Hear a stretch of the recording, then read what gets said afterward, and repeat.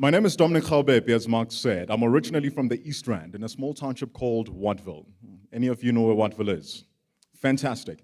I was born to two parents that never completed their schooling, so mom, dad do not have a matric, and they were unemployed since I was at a very young age. And therefore, growing up in that kind of environment came with its own set of challenges. I mean, for more times than I'd care to remember, we'd need to go to bed literally without any meal that's on the table. For more times than I'd care to remember, I'd had to go to school, where literally you're leaving home, you don't have a meal, you're going to school hoping that I'll figure kaya, there'll be a meal that's there for you. But the one thing I absolutely appreciated, actually it was two things. Number one, school. I love school because of school uniform. Because when the school uniform, you can look shiny with your shoes, with your shirts, nobody knows what's going on at home.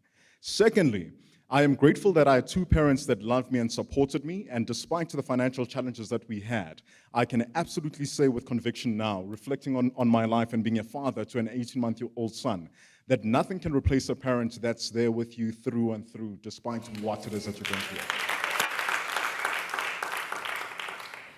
And about a year ago, I then met Mark Chase, but I had quite a journey before we then met, and it brought me there. So I started off actually within corporate South Africa, all right? So at the age of 16, I had this dream to go to university, okay? No problem. Big problem, we could not afford university. University at that stage, which was 2003, required 60,000 Rand a year. We could barely afford 4,000 Rand a year. Okay, but I had to decide to then say, okay, do I let go of this university dream, or how do I find ways to make it happen? And we have a 15-year-old that's here in the audience. Hands up. Fantastic. Big round of applause. She's a serious young lady.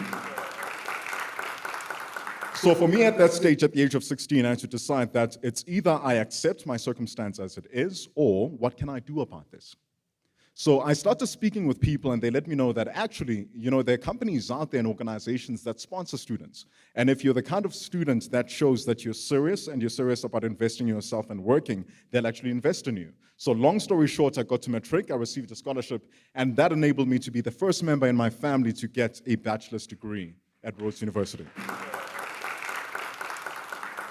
So now we've got the degree, and we go to corporate. And I was good at what I was doing in corporate, but I was not happy.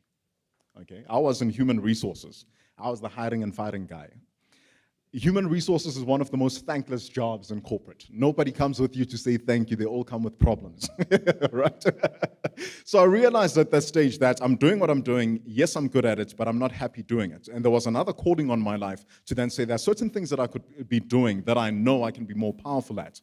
And using my voice was part of that. So you can imagine now, I'm 27 years old, I'm working for South African breweries, 800K package, and I leave all of that to tell my parents, I want to be an entrepreneur. Okay, colored people understand this. My parents were like, yes, mal.